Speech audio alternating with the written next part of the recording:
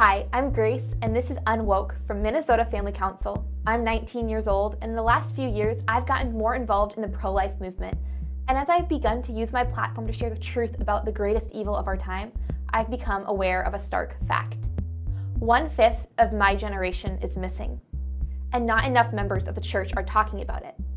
Those missing people in my generation would have grown up to be husbands, wives, doctors, lawyers, politicians, brilliant leaders, moms, and dads. Instead, they never even got a chance to take their first breath. This is shocking when you think about it, but we don't think about it. Instead, we've become numb to it. And I think we need to ask ourselves, when did the murder of the innocent cease to shock us? My generation is the future, but 1/5 of our future is gone.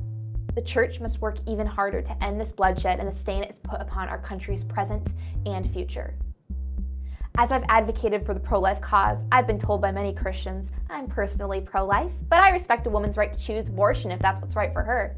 The government should not dictate what a woman chooses for her own body and health. How many of you have heard this too? It's become a common refrain, but it can still take me by surprise. And here's what surprises me. The assumption that pro-lifers are pro-life out of a personal preference. When I say that abortion is wrong, I'm not saying it's wrong for me personally. Abortion is morally wrong. Every single abortion takes an innocent life. Choosing a career, a place to live, a new hairstyle, these are all things that a woman can and should choose for herself. But abortion isn't about preference, because abortion isn't just about a woman's choice. Hair dye is a preference. A certain model of car is a preference. But abortion is not about preference, because an innocent human life is at stake. A woman does not have the choice to take the life of her own child, because every single human is made in the image of God, from the moment of conception. Here are 4 arguments to show how it is illogical to simply be personally pro-life. To be truly pro-life, you must fight for the preborn in all cases. First, if you call yourself pro-life, you should be consistent about what being pro-life means. The pro-life position holds that all human beings are morally equal by virtue of their imago Dei.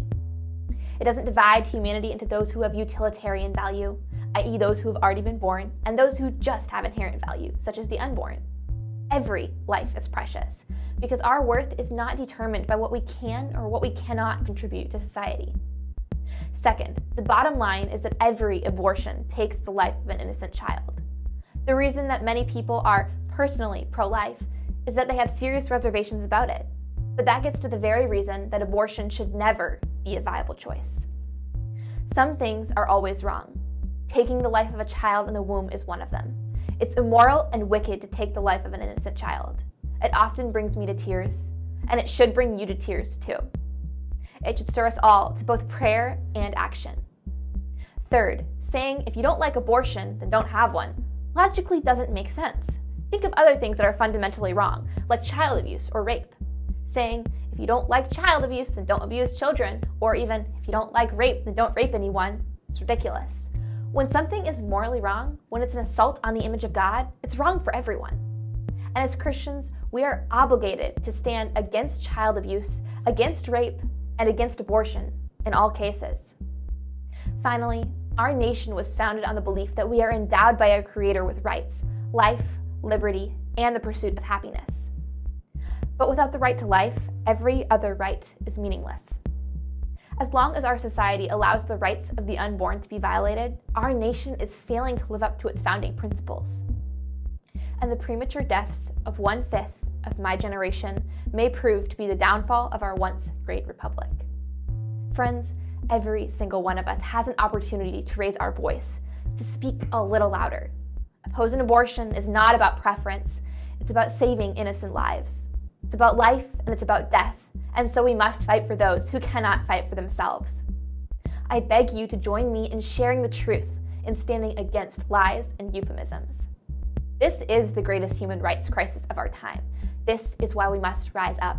We need a cultural change led by courageous men and women who will lead the world in valuing every life in society, from the very youngest to the very oldest. I believe that my generation can and will end abortion. I survived Roe versus Wade, but Roe versus Wade will not survive me. Abortion stops a beating heart, crushes an already forming brain, quite literally starves the innocent. It violates a child's right to life in its own mother's womb, the place that should be the safest for the preborn. Act on the truth of what abortion truly is. Don't be bought by the false language of choice and personal preference. Instead, be a voice for the voiceless. In a culture of death, I challenge you to winsomely proclaim life. After watching this video, you may ask yourself what the next steps are. So what can you do to advocate for life? First, educate yourself. Be sure to follow Minnesota Family Council, turn on post notifications, and stay tuned for all of our future videos. In addition, check out the organizations that we are tagging in the description below. Together, we can make abortion both illegal and unthinkable. Second, learn the racist history of the abortion movement. Be armed by the truth of history so that you have courage to stand against eugenics and for life. Lastly, and most importantly, donate to crisis pregnancy centers. Help women and children in need. Help make the choice for life the only choice. If you liked this video, please share with your friends to get the word out that abortion is not about personal preference and that every life is precious, made in the image of God. This is Grace Evans with Minnesota Family Council. Thank you for watching and keep on fighting for life.